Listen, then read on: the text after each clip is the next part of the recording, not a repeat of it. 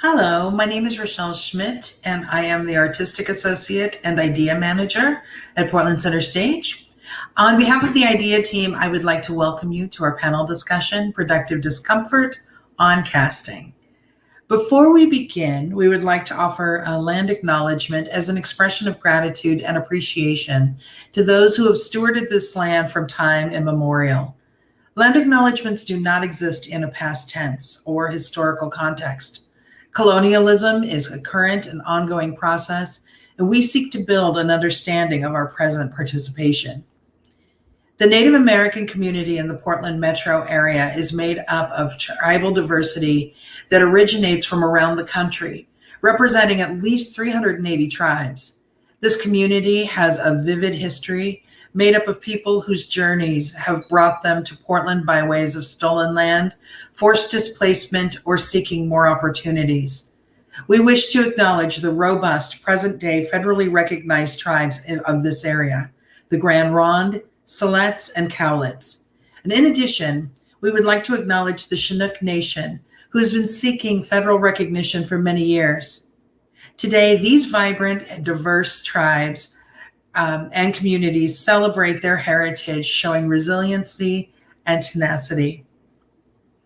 The PCS Idea team is a cross-departmental team whose goal is to dismantle racism and oppression within our community. To that end, we've created the PCS Idea Guidelines, which you can find on our website at pcs.org/idea. We're responsible for accountability to those guidelines and for creating learning opportunities just like this one. We are so excited to bring you this conversation, and we're grateful for these amazing theater makers who are taking part in this very important discussion. Tonight's discussion will feature Chip Miller and Ayanna Berkshire. Chip is the director and producer, and currently in this role as the Associate Artistic Director here at Portland Center Stage. They were previously the Artistic Associate and Resident Director at the Kansas City Repertory Theater. Among their many directing credits are Hedwig and the Angry Inch, which will be back on stage in January, as well as the world premiere of Redwood, both here at PCS. Ayanna is a Pacific Northwest-based actress and resident artist at Artist Repertory Theater. She is the 2020 TCG and Fox Fellowship Foundation Actor, Fellowship Recipient, and Grant Awardee, recognized for distinguished achievement. She's also been recognized by American Theater Magazine as a theater maker to watch. She is best known for playing the role of Cora in the box office hit Twilight, and she's most recently been seen on stage playing Judy in our production of Curious Incident of the Dog in the Nighttime, which is also set to be back on stage in December. Without further ado, I'm going to go ahead and hand it over to Chip and Yanni. Thank you. Oh, hello. Oh, hello. Thank you, Rochelle. Rochelle. Jinx. It's so good to be here with you, Yanni, and with everyone at home who is watching, and those of us who even made it to PCS to watch at the Armory Bar. It's so exciting to be back in this hybrid world and being able to have these discussions, and I'm so thrilled to be here with you, Yanni. Yeah, no kidding, Chip. I wish that I were there. I cannot believe that people are sitting there. Hi, people. It's so exciting. And for those Did of we you think this day would come? I don't think we did. I really don't think we did. It's been a long time coming. And for those of you at home, please feel free to say hi to us in the chat.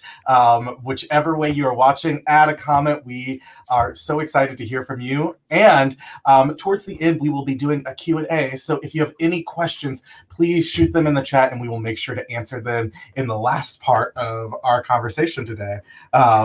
Hi, Jen. Hi, Camila. What glorious people. Hi, Jen. Hi, Camila. But today's going to be a fairly informal conversation, but also a hopefully depthful one. Yanni and I have had many conversations about casting and what that process is. And I guess let's just dive in there of what is an audition? What is casting? What is what is it that we are asking of people to participate in when we ask them to audition for a play on either side of the table?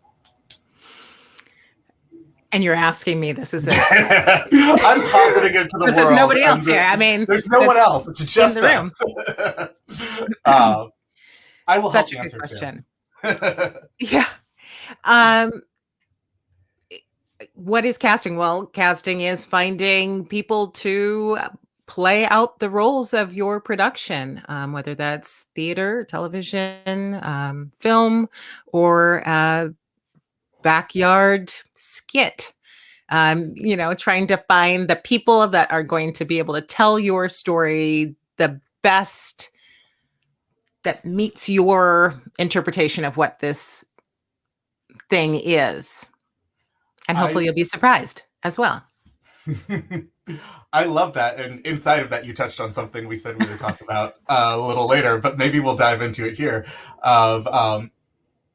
Yes, I think casting is to fill the roles that are to be played in your production, whether in a film, TV, play, but all of the performative roles need to be cast. But one of the things you said to the best of your execution or the best of your desire, which is to say that it's a completely subjective thing.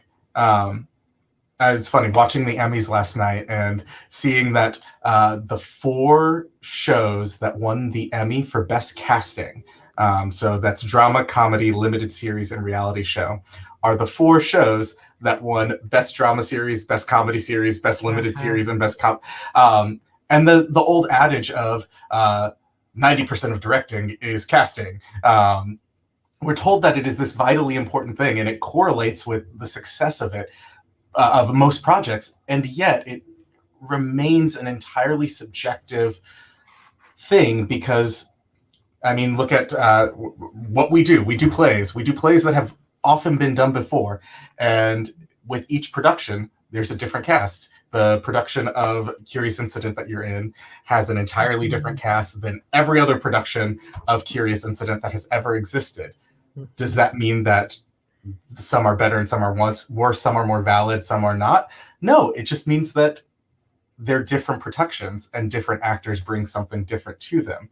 And so it's all about a very specific alchemy of who are the creatives in the room? What is the space that you're creating it in? What's the timeline? Who's available? That's a huge one. What is the dynamic you're trying to create? Sometimes casting someone in one role off balances a play. So you say, okay, I have to cast it to balance out the dynamic. There are all of these different factors, and most of them just fall into what does the director feel, or what does the creative team feel? What do the producers feel?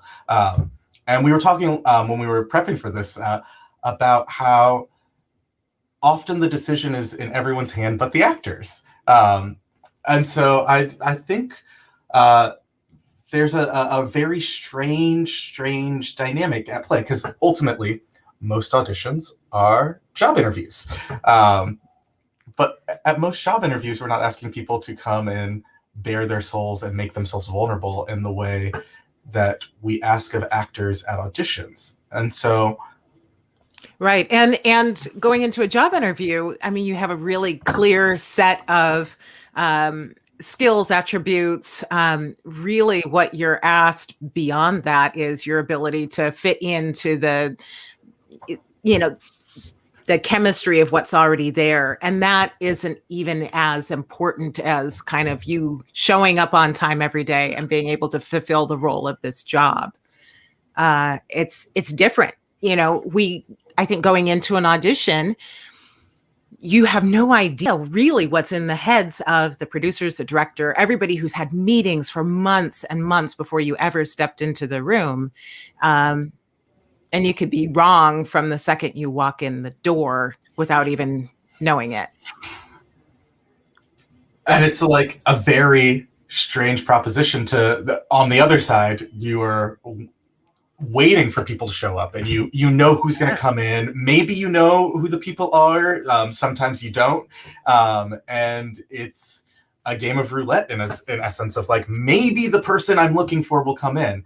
But there's still a level of control. And I think that is, as we sit and we talk about what is this industry and how do we help eradicate some of the more insidious parts of the industry, the whole casting couch question, the whole what is it that you do to get cast, and on the flip side, the way that we continue to tell people that the best person for the role gets the role every time, because there is no best person for the role, or the best person for the role is a subjective thing. It's a very strange quagmire, because how can you prepare to be the idea of something in someone's head if you haven't been inside of their head? Absolutely. And then you get into the issue of previous relationships, right? People casting the same people over and over again because they know what to expect. They know how easy they are to work with. And then, breaking through that wall, both it exists and then it also doesn't exist often in the way that people think that it does. So it's kind of a double-edged sword, really. You may have worked with the same company for however many years. I speak from personal experience. And then, burn them out, burn the audiences out, burn yourself out on that, And so then, but I feel for a lot of actors who are trying to break into that and seeing that there is preference. It's really challenging, and it's challenging to break that from the inside too, right? To break that down. Well, because I think it from the inside often becomes this question of risk of, oh, I'm making this project, and as artistic people, we always put so much pressure on ourselves for the project to come out in the way that we want it to. We want it to be perfect. We want it to do all of the things that we dream it will. And so much of that is, well, how can I take the most calculated but mitigated risk possible? What is it to go with someone who I've only first met at this audition, even if they're incredible, versus someone who I know could play the role very well that I've worked with and I have a shorthand? What is that fear of the possibility that there will not be a good working relationship, that there won't be a good dynamic, or that maybe this person auditions really well. And yet, I think the thing I keep coming back to in all of this is, as a director and a casting director, I still have the power in the dynamic. And so my anxiety feels smaller in a way because I have the job. I know that I'm going to get to do this project, whereas the actor coming in for the audition does not. And not only do I know I'm going to do the job, I have the power to choose.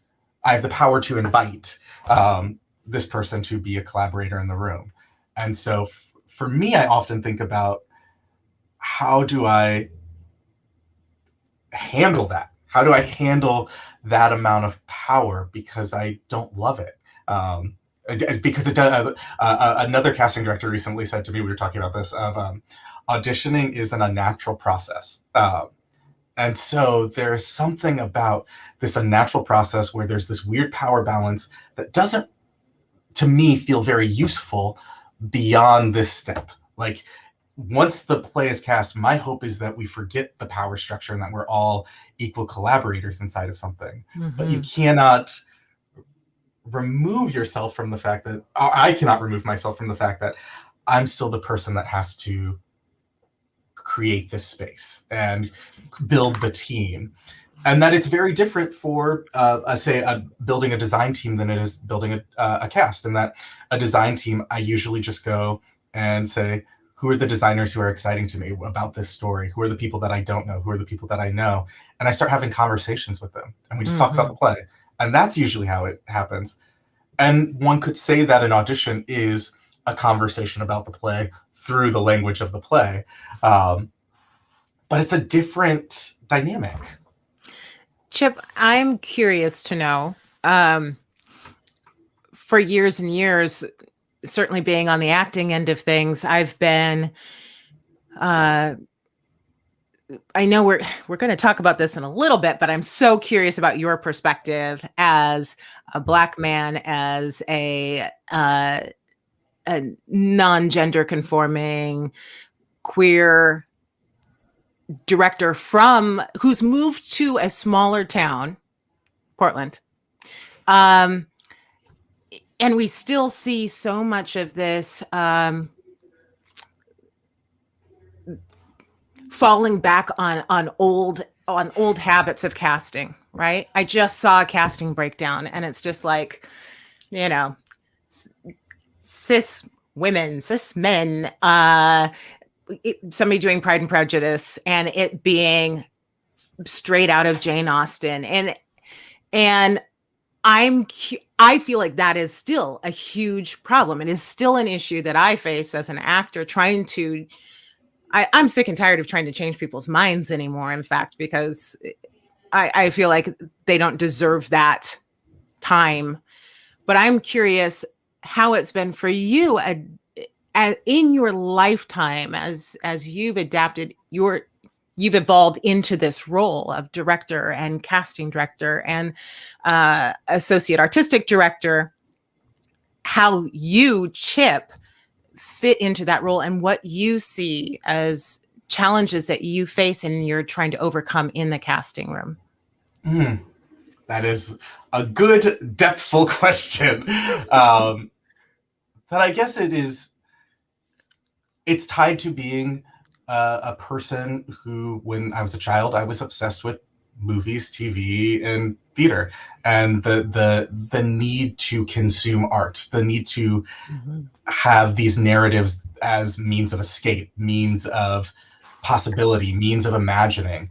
And I think that there's a thing that when you are a person of color who watches any sort of media, it's overwhelmingly white, and you learn how to see yourself in someone else, which I think is the root of what theater is. That's why we make art, is so that as artists, what we're feeling, someone else can feel and say like, oh, I can identify that exact thing. I can articulate it through this piece of art.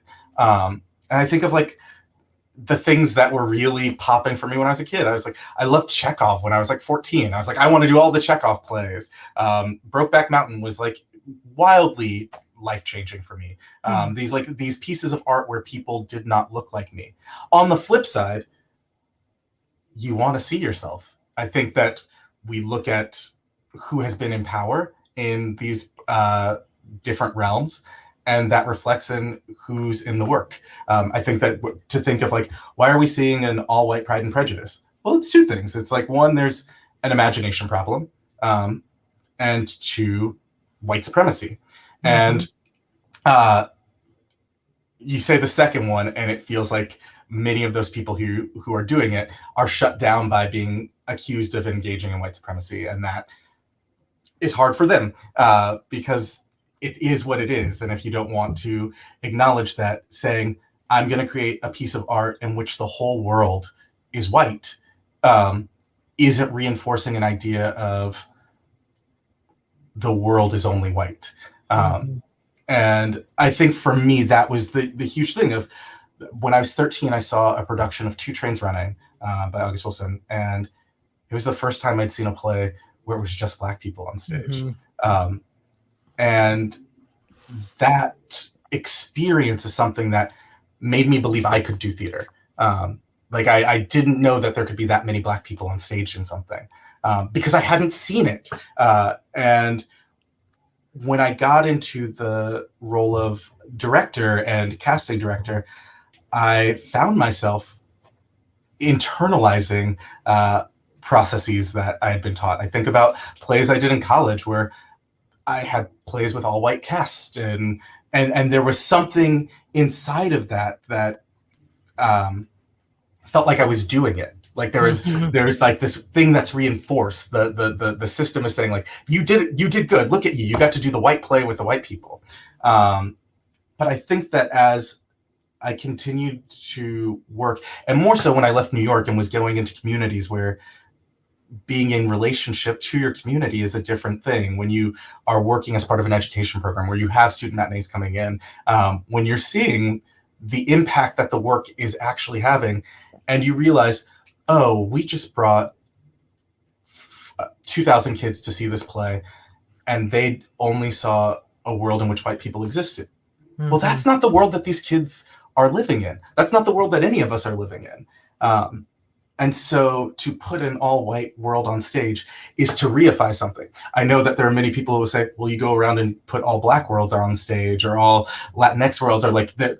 And well, that's to counter a long system of saying that we do not exist, or that we only exist on the fringes of, we can talk about every racial group and the stereotypes that we have been reduced to, and the way in which that's the work of casting directors. That's the work of directors. That's the work of producers. That's the work of systems that have long been built.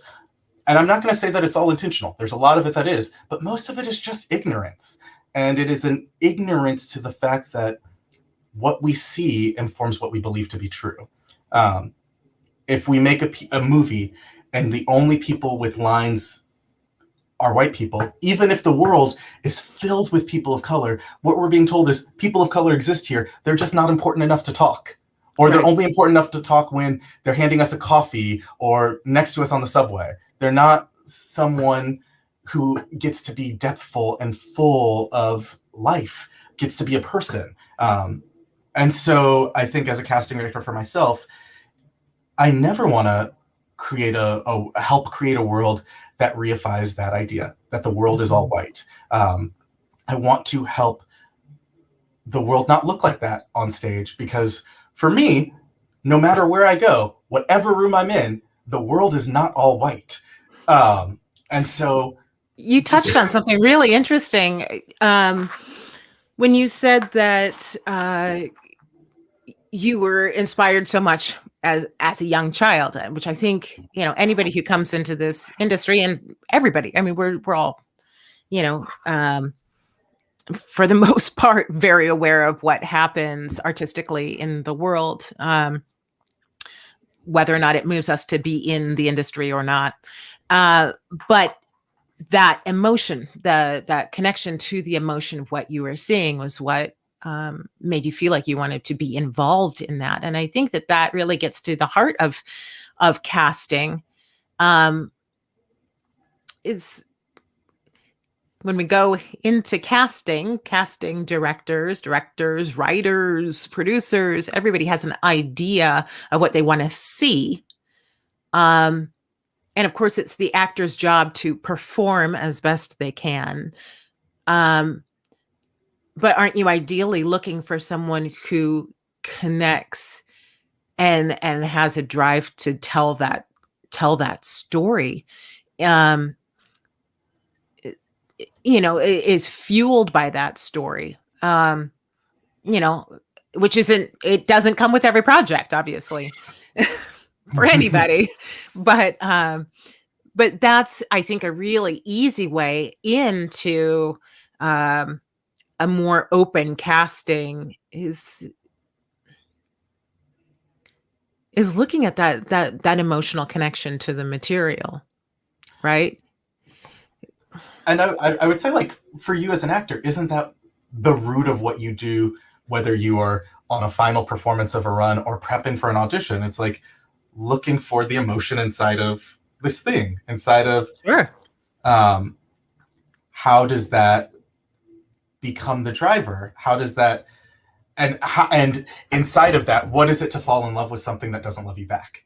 And Sure. How does that motivate you to change the thing? Right. I think, I speak for somebody who's been in the business for a really long time. There's straight up fatigue. There's also the need walking into a casting room to pay the bills and to take the next steps in your career and to bridge a gap or to fill a resume or to all of these other things. So again, on the flip side of talking about that emotional connection, you may have that emotional connection at some point in the process. It may not be in the beginning. It may not be in the end. It may not be in the middle. At some point in time, you have that emotional connection, but it's, for me, I don't know. I can't even speak for myself in this at this moment, but it seems like, of course it's the driver, but just like with life, our drives change. Mhm. And so you have to build whatever that is and hope that it's going to carry you all the way through to the end. But it's challenging at the beginning of the process, and especially with short time frames. So many of us get such short time frames to create a full character, to walk into a room with confidence, with not another million things on your plate that day that need to be taken care of, and just like anybody on the other side of the desk. It's such a skill, and it is such a privilege when you're able to walk in and be fully there and present. It's an absolute gift of the universe if you're able to have those days and those moments. That's all. That's my soapbox on that. But I think that is a perfect segue to one of the things we wanted to talk about, which is how everything feels very different than it did 18 months ago when we were the idea of going into the room and being present and having leaving it all on the other side of the door. And now we've moved to this place where auditions are happening online, which is not new. There have always been video auditions and video submissions, but I'd love to hear from you of what has your experience been as an actor auditioning for things in the time of pandemic? One of the coolest experiences I had was actually, I'm trying to remember if you were involved in that casting. I don't think so, but working with a theater company in Portland where they were casting from all over the country, and they were shuffling us around so we would have scenes with different actors, so they could see how people paired up. And it was for not an audio play, but a Zoom play, and I was able to see and run scenes with incredibly talented actors that showed me all of my shortcomings. I was like, oh man, I knew I was rusty in that area, but boy, was I, just being blown out of the water and so inspired by people. And that was really exciting. It's hard when I think that's just opened up a really cool avenue. Talk about access. We have access to these shows now. If we were to continue on this path of this casting, across state lines, across, countries, and that I think is really exciting. Otherwise, it's been weird. You have this teeny tiny frame. And I've been auditioning for film and TV via tape or on video or, carrier pigeon for, since before the pandemic. And I remember working with a bunch of actors in Florida, and I was teaching a casting and acting workshop down in Florida. And this was 2010. And they had for years been submitting their auditions on tape or online because they just didn't have enough casting directors to actually be in the room. So these were for broader projects around Florida, but where they just didn't have access. And so being on tape was the norm. And that was an eye-opening experience for me because I realized that was probably the direction that we would be going in. So I think it allows you a lot of freedom to, rehearse, get your lighting just right, get everything just right, to do multiple takes. I think it's a fun way to be able to show your personality too. Get to work out some of the nerves before you enter the room and kind of own the experience and allow your personality to come through a little bit more. And I think that creates more opportunities within the roles as well. For the actors, we get to allow ourselves a little more freedom if we choose to, if that's how people work. I think it's a really exciting opportunity. Mm-hmm. I like it. I like it too. And also, thank you, Jennifer, for your wonderful comments in the chat of just the Broadway True. theater before the pandemic of white actors took 65.9% or almost 2/3 of all available roles. White narratives were centered with white actors playing 80% of lead roles in musicals and 89.7% of lead roles in plays. And another note that you may say, Jen, is that the online casting is interesting for film and TV and tricky for theater, because I think that is a huge part of it. As I think what we have experienced in the last 18 months is that there is less separation between film, television, and theater, as there have been so limited live in-person performances, and as theaters have had to move to these online auditions and these video submissions. How do you get a sense of how someone will perform in person based on a video? I think that so much of like casting plays and being in is seeing how a person walks in and changes the room, or see like that. And Jennifer is such a great example of that. Talk about an actor who is full-bodied. I mean, from the tip of the head to the tip of the toes. Amen. That voice, I mean, blow you away in the back seats. And that is absolutely something we're missing through video. No question. No question.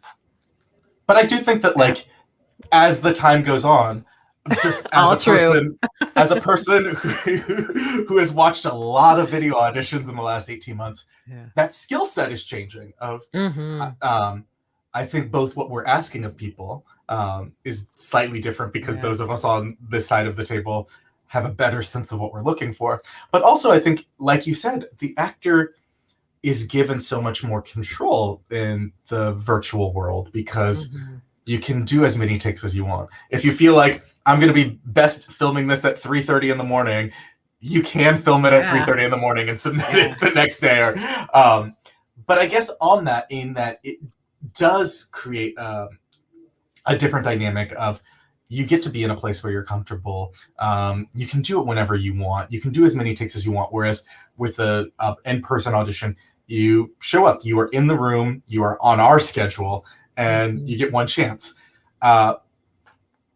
What are the, like, those are some of the advantages of doing it on video. What are some of the harder parts of doing it on video? What work that the theater would do, or the person running the audition would do, is now being put onto the performer? Right. Well, you're not on an equal playing field, first of all. You are subject to your camera equipment, your audio equipment, your neighbors, your roommates. You still have all these other things that are creating obstacles for people who have just been stuck in their apartments for the last 18 months. Space is an issue. Being able to show your full body. The number of requests I get for, full body. We need to see you from head to toe. And I'm like, oh my gosh, I've got to put the camera outside. I've got to move this dresser across the room. Like, I need to get some help over here to do that. And the issue of having a reader. I have terrible access to readers where I am. It's really awful. So I record a lot of my, opposite dialogue, which I know people can hate. I don't know how you feel about it. Some cast directors are just like, absolutely do not read for yourself. And I'm like, well, my options are limited, so you're going to get what you get. And I try to pace it out as well as I can, and give life to that other character as well, hoping that one of us gets cast, whether it's myself or the other person. So I think those are some real challenges. Also, you don't know, I get into the place of having, playing mind games with myself. I'm like, oh gosh, somebody else, all these other tapes that are coming in, look fabulous and are terrific. And so I'm constantly trying to be better than what I imagine other people are submitting. And that can kind of, take away from that character development. Also, there's a magic in the spontaneity, right? The magic of being in the moment, in the room. That's why people walk out and they're like, I was awful. And people in the room are like, she was amazing, or they were amazing. Yeah. You lose your mind. You literally lose your mind. And it's great. Well, and I guess it's like in the way of like an in-person audition mimics theater. You walk in front of a group of an audience, whoever's on that casting panel, and you perform. And how that panel is responding to the way that you do a monologue or a song affects how you continue doing it. So that the energy of that room feeds you. And like, I think that most people are able to walk out of an audition, or not most people, but a lot of people are able to say, I nailed that, or, oh, that wasn't it. Mm-hmm. Though I imagine there are a lot of people who walk out of auditions and say, I have no clue how to read that. Totally. And Jennifer makes a great point. It is all about access. It is an absolute privilege to be able to do video auditions in the same way that it's also, I've seen it open up access to people who haven't been able to be there in the room. And I think, it's both sides of the coin, but it's certainly, you're dealing with, again, a economic divide, that's so apparent in this country, in this world where we are right now. And I think that is, we could go into the questions of access inside of our industry. There are questions of access from an audience perspective, but I think about also access in terms of getting to the point where you can go to an audition. What time are auditions? Where are auditions located? Is it in a space that is easy for you to get to? Can you take an hour and a half off of work to get there, sit, wait, do the audition, and then leave? Can you get the childcare? What materials are you expected to arrive with at an audition? I appreciate now that so much can be emailed ahead of time, but that doesn't take into account having fresh headshots, having, access to, the days, and access to a printer, access to headshots, to the money to be able to have those printed, all the things. It's a lot. It's expensive. It's a lot. And I hope we are moving to a place where, like, you don't have to go print out 100 headshots to hand to like as we're like getting into this more digital space. I think there are things that become more accessible. I think one of the things I try to do is say, email me any question, email me any thought. I am now more accessible because I have an email account that you all have, but like that's me. And there are so many different ways that we can make access to auditioning broader. But, and I think that this is the bigger thought is, well, if we make access broader, then who gets the jobs becomes broader. Right. Because there are so many talented people who just don't have access to get in the room. And I also always want to ask the question of, how do we get those people in the room? How do we get them to, I mean, at this point now, it's how do we get them to put themselves on tape, or someone to put them on tape to get in? Hi, Tony. I'll let you answer Tony's question. It says, what is the best way you overcome the necessity of splitting focus between the technical elements needed to self-record? I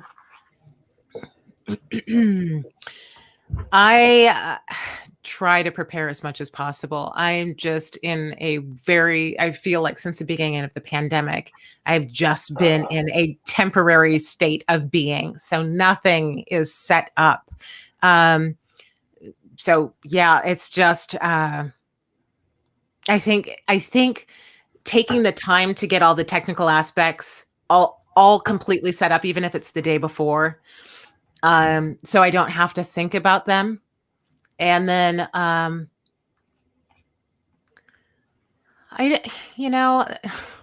Tony, I have all sorts of little tricks I play. It depends on the day. Sometimes just to get over it, I'll like put a camera or a mirror behind the camera just to remind me, even if, if I had a reader, not a reader, or whatever, a reader is great. But to remind me that it's not just about the camera, it's not about the audio, it's not about all of those things, that it's about being present. And, but really the biggest thing is just being as prepared as possible. And sometimes I'll set everything up and then I'll go take a break. I'll go eat lunch. I will watch my favorite show. I'll spend some time with the script to refresh myself before I go in there so that I can just hit record myself and be done. I also don't spend a lot of time editing, and I try not to give myself a gazillion takes. I try to walk in like I'm walking into the room, where I try to keep it as fresh as possible, so that I don't get bogged down with all of the technical aspects of things. And I give myself plenty of time so that I can get it uploaded, because inevitably there's going to be all sorts of snafus that happen in the uploading part of the process. Yeah, I know. Yeah. That's so much. And again, anyone who's watching, please feel free to throw a question into the chat box, because we love answering your questions. But I think that there's something that you said in that, which is like reminding yourself to be present, which I think is, at the end of the day, the thing I try to always do in terms of casting is remind myself to be present, because that's what we're trying to get everyone to be in the room. We're trying to get everyone to feel that breath, that energy. And so how to stay present inside of, for me, sitting through a day of auditions is sitting through a bunch of mini plays, a bunch of interpretations of a play. To sit and say you're casting one role and you see 40 actors come in for that role. Well, that's 40 different possibility models of, okay, if this person plays the role, then the play works like this, versus if this person plays the role, then it's going to operate in a totally different way of, what is it, like the Ruth Negga playing Hamlet is such a different thing than Patrick Stewart playing Hamlet. And how you cast that role, Ruth Negga or Patrick Stewart, everything that comes from it has to be relational to the casting of Hamlet. And so as you're casting, you're just getting to see all of the different possibilities of what could be.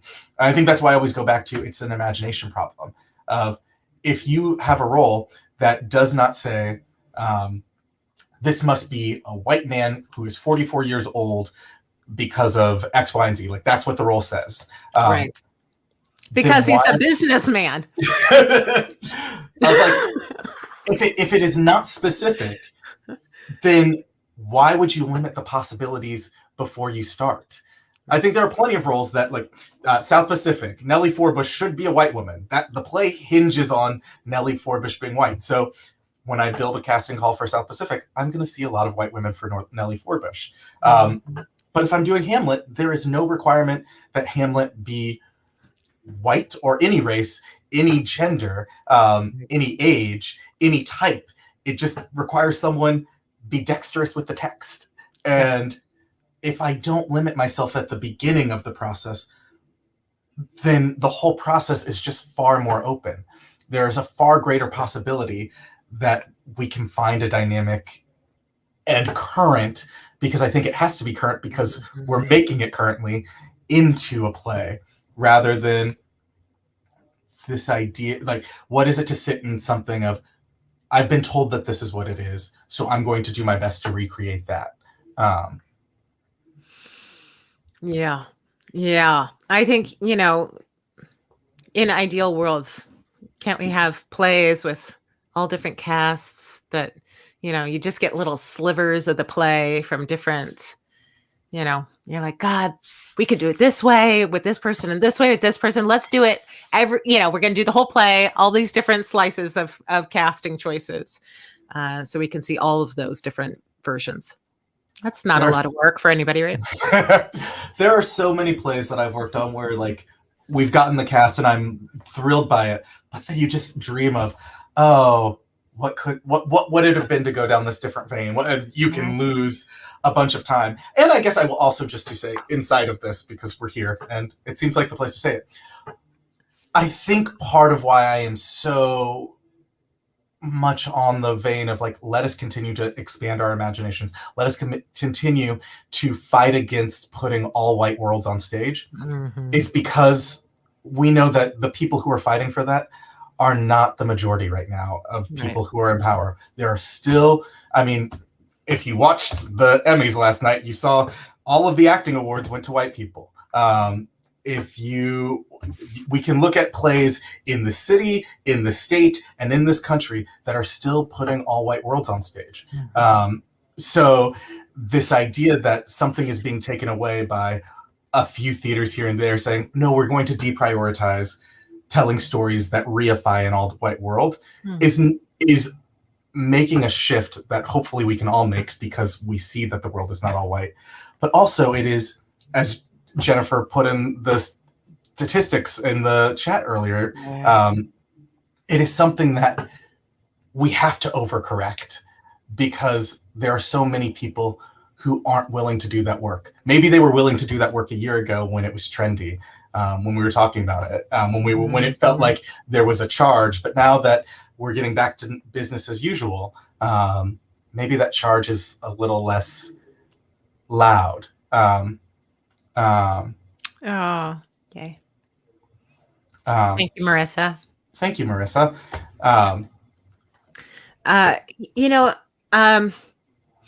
I'm also tired of people choosing to say, okay, well, we're going to cast, an actor, fill in the ethnicity, the race, other than white.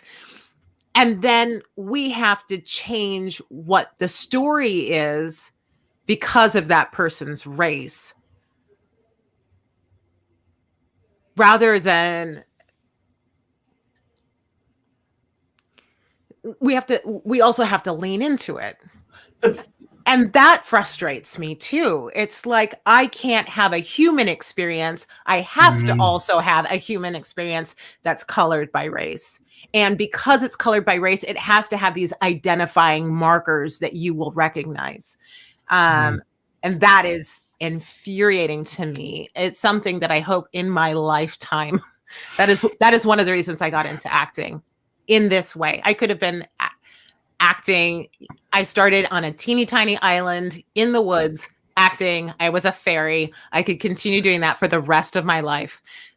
The main push for me to get out of the woods, which I'm back in the woods now, by the way, is because I really want to see and be able to tell stories that, and like Judy, thank you, Marissa. Thank you, Chip, for bringing me into the role of Judy in The Curious Incident of the Dog in the Nighttime, because here is a woman who's having a life experience, period.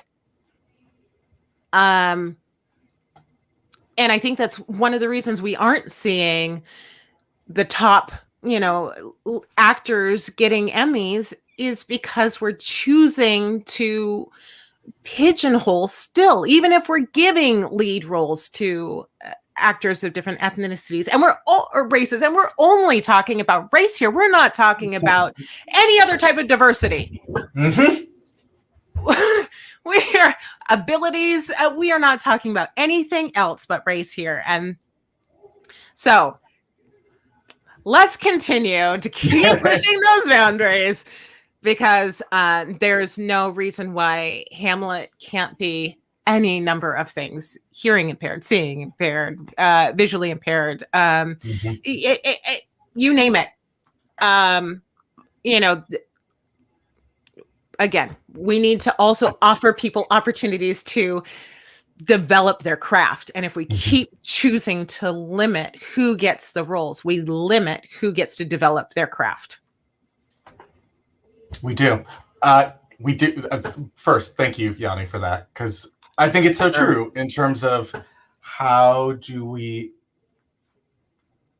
we both speak to the power of the work, and there is as we as an industry move forward in a way to say, like, we're overcorrecting, that overcorrection doesn't mean now I have to center the thing that I see as making you different in the work. Sometimes it's just, you're there. You got the role. You're part of this company. And how do we allow not Yanni, a Black woman, to play the role, but Yanni, a woman who is Black, to play the role, whose experiences as a Black person are what you have in your life. But that doesn't mean that we have to tell the story of, like, this is getting really into, like, I love it. Keep going.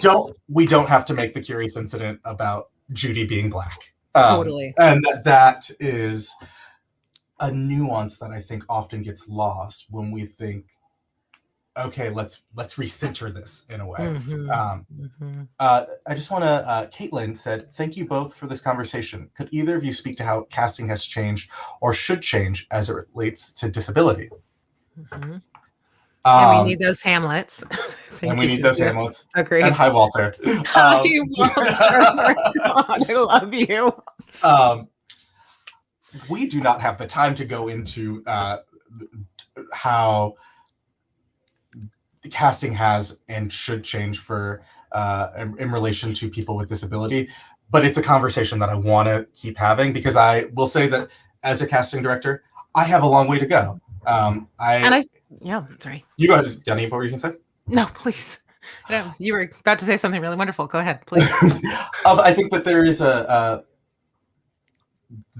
is a need to make, as we've talked about access, how are we building casting calls that, or processes that are not accessible? So is our building accessible to someone who wants to come and audition? Are the ways that we're getting the materials ways that they have access to? How do we decenter ourselves in this and try to engage? How do we ask the question of, what can I do to make this audition process better for you? Right. And I think it is the imagination problem of, what if a character is not said to have a certain disability? Will a casting director consider someone who is differently abled for that role? Will we consider a differently abled Hamlet or a differently abled Willie Loman? In the way that I think if a character is said to have a physical disability, we are more likely to do the work to find someone. But I say more likely because there are plenty of situations in which we see people who are not differently abled playing differently abled characters. And I think we have to continue to lift those actors as they present themselves and come forward, lifting them into, whether it's access to the information, even knowing who to contact at theaters. Is it, whatever the access is, we have to continue. I think it's all of our roles to look at around us and say who's out here and who needs to be lifted up. Keep making that playing field more even. Yeah. Because I think we can always be better. I think that there's this hope that, we're going to arrive at a point where everything is just peachy keen, and that would be lovely. But until we arrive at that point, we can always do better and we can always learn more. We have a question from Marissa. The opportunity to ask about how best to support actors as they come in. What do you need to be successful for this audition? Oh, yes. I think that is a really beautiful framing of how can we, to go back to that original thought of the power balance and the power dynamic of an audition is one that how can we recenter it to say to the actor, whoever the actor coming in is what do you need to be successful for this audition? Because the success of the actor is the success of everyone in an audition setting. We haven't even gotten into. We have so many things that we talked about. We only have 5 minutes. Yes, I just want to say yes to that. I love that you phrased it that way. Thank you, Marissa. That seems to be one of the things that's changing across the theater, certainly across the theater. And I know that Portland Center Stage is making big efforts to change how you're producing shows, and I think in general people are trying to be more humane. This has been such an inhumane business for so long in so many ways, and so that the humanity goes such a long way to I think allowing people to bring their best selves and their best gifts to the room. With casting, as with hiring, diversity is a good first step, but inclusion is practice production organization, and its practice production organization wide is what allows people to stay and to thrive. What practices are we doing in theater, in theater culture for a truly inclusive community? Example, calling out white supremacist behavior, correcting misgendering, mispronunciation of names, access to technology, etc. What else can we do? Thank you, Cecilia. It's a great question. Celia, for that. That's a great question. And hi, Celia. It's Celia. Sorry, Celia. And I think that all of those examples that you stated there, that's what we can be doing, but there's always more we can be doing. I think that in theater, we often see the first place that is diversified is on stage.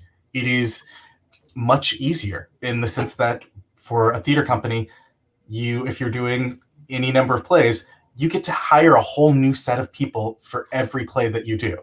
And so if you're trying to respond to calls for diversity, it is simple to merely say, well, the next play we're going to cast it diversely.